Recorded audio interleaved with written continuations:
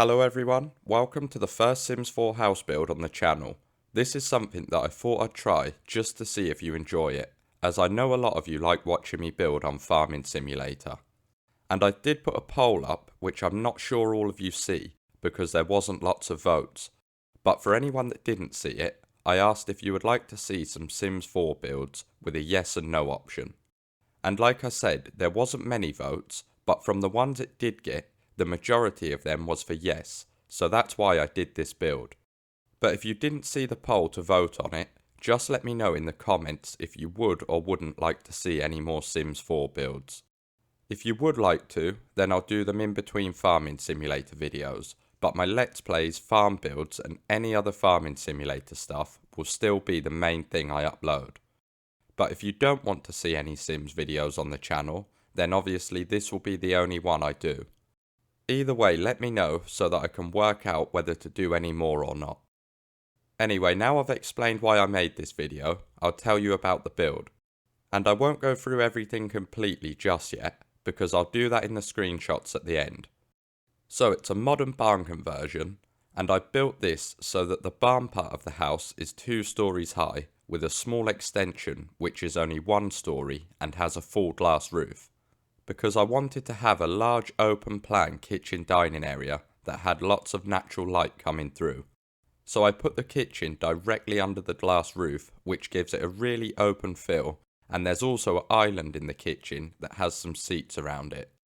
Then the dining area is a bit further back than the kitchen, so you can still see the glass roof, but it doesn't actually cover the whole dining table. And the stairs to the second floor are in the dining area as well, but I put a wall around them so they aren't very noticeable. I used archways instead of doors on the bottom floor as well to make it feel as open as possible. And there's 1 archway on each side of the entrance hall, which is in the middle of the house. The archway on the right takes you into the living room, which isn't very big, but it has a nice cozy feel.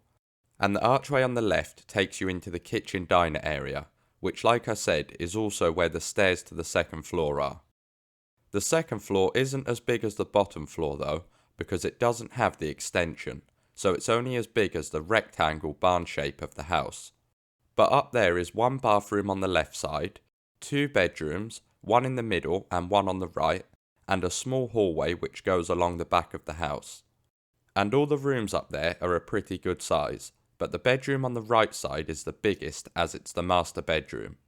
Then the second bedroom is a bit smaller, and I made that into a kid's bedroom. And obviously the bathroom is quite a bit smaller than both of the bedrooms, but there's a bath and shower in there, so it's not too small. So yeah, that's the interior layout for the house, and I went for mainly grey, white and black colours in every room apart from the bedrooms. And I do like how all the rooms turned out in the end, but I think the master bedroom or the kitchen is probably my favourite room inside the house. Moving outside the house, there's a garage just to the right, and I went for a white brick on the garage and house, which I think looks really nice and modern, especially with the black roof and windows. Then I sprayed in some gravel leading up to the front door and garage, and I built the garage on an angle so I could have a curved driveway leading up to it. There's also 2 ponds outside this house, 1 in the front which is a natural pond that I built using the landscaping tool, and then 1 in the back garden just behind the garage that I got from the build mode catalogue, and it's made out of white rocks so it matches the colour of the house. There's also a hot tub and seating area in the back garden, which is on the left side next to the extension. And I did spend quite a long time putting lots of trees, bushes and flowers around this house, but I think it was worth it, because they add lots of colour, and in my opinion, it makes the house look a lot better.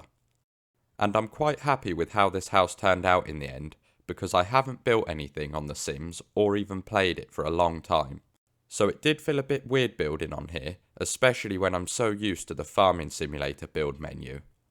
And with furnishing the house and doing the landscaping, it took me about 3 or 4 hours to build this in total. Which is longer than I thought it would do, but that's mainly because I couldn't remember where certain things was that I wanted to use. But after building most of this, I started to get used to the build menu and catalogue again, so it wasn't too bad. Anyway, that's pretty much everything about this build for now, so I'll leave you to watch the rest, Then I'll come back for the screenshots at the end and go into more detail about it.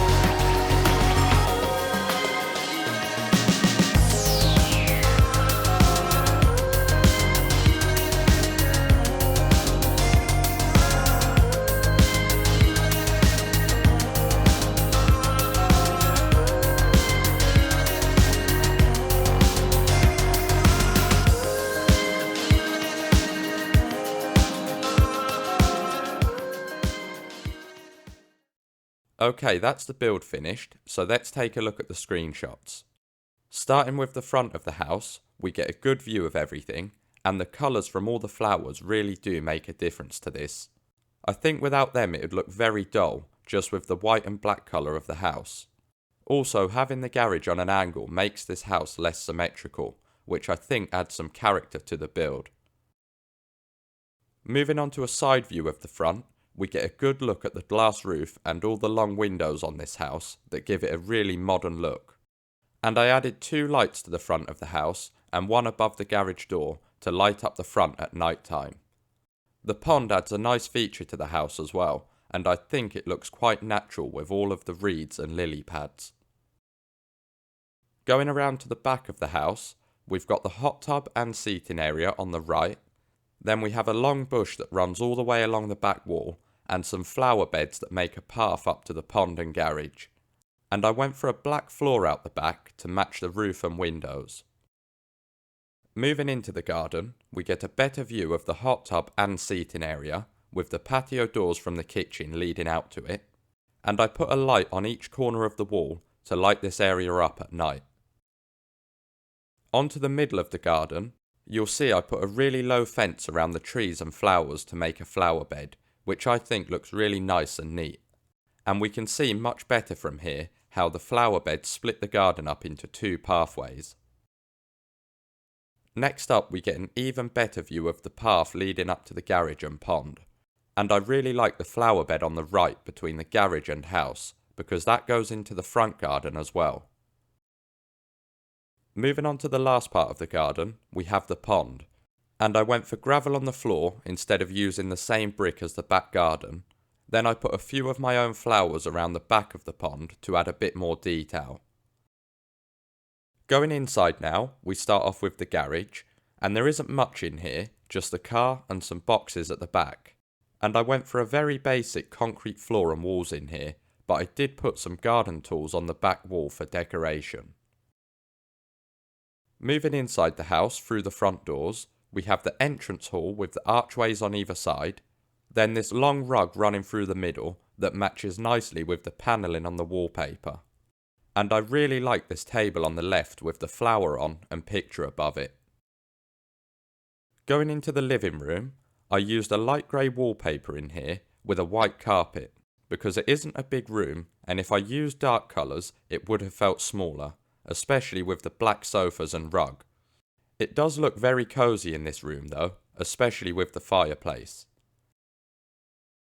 Moving across the hallway into the kitchen diner, we have the dining area with this really nice table and chairs and a big rug underneath it.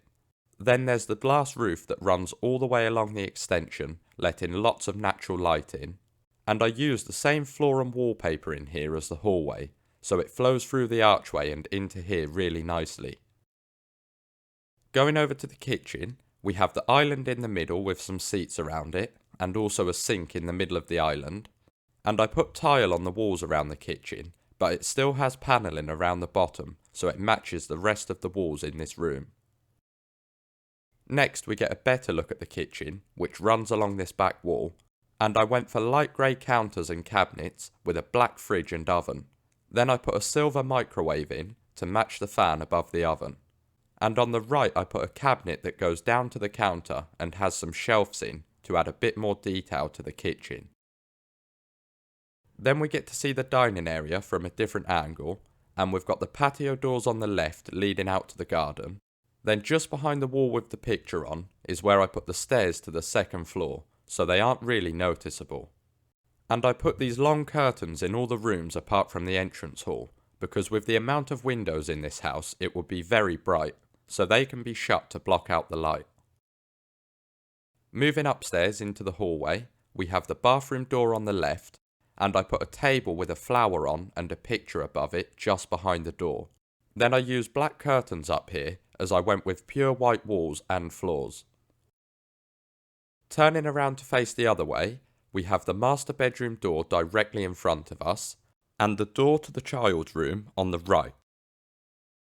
Going into the bathroom, we have these counters running along the left wall with a sink in the middle and a mirror above it. Then on the right is the bath, and there's a long rug going all the way from the door to the window. Then from this angle, you can see the toilet, which I put in this section that is set back and away from the window. And then on the left, we have the shower. So it's not a bad sized bathroom. Moving across to the child's bedroom, there's a single bed on the right with some pictures above it, and then a mirror just behind it. And I went for a white carpet and white walls with a light grey panelling, but I put dark blue curtains in here to match the colours on the bed. Then on the left side is a wardrobe, and as this is a child's bedroom, I put a gaming setup in here with a picture above it and some trophies and photos on the desk. Now the last room of the house is the master bedroom, and I went for plain white walls with a white carpet in here, but I used this lime green colour for the furniture and curtains. So it's very different to the rest of the house, but everything goes really well together in here. I put this rug under the bed as well, which I think makes a big difference to the look of the room. And I really like how the bed looks with the drawers on either side and the picture above it that matches the furniture colour perfectly. Then from this angle, we can see the TV that's on the wall opposite the bed, and I put a floating shelf under that with some sprays and small pictures on for decoration. Then we have a wardrobe in the corner that matches the bedside tables. I do really like this room. I think either this bedroom or the kitchen diner is my favourite room in the house. And we've just got an overview of the house now, because we've looked through all the screenshots. So that's everything for today. I hope you enjoyed this video. If you did, let me know by leaving a like and feel free to subscribe so you never miss another video.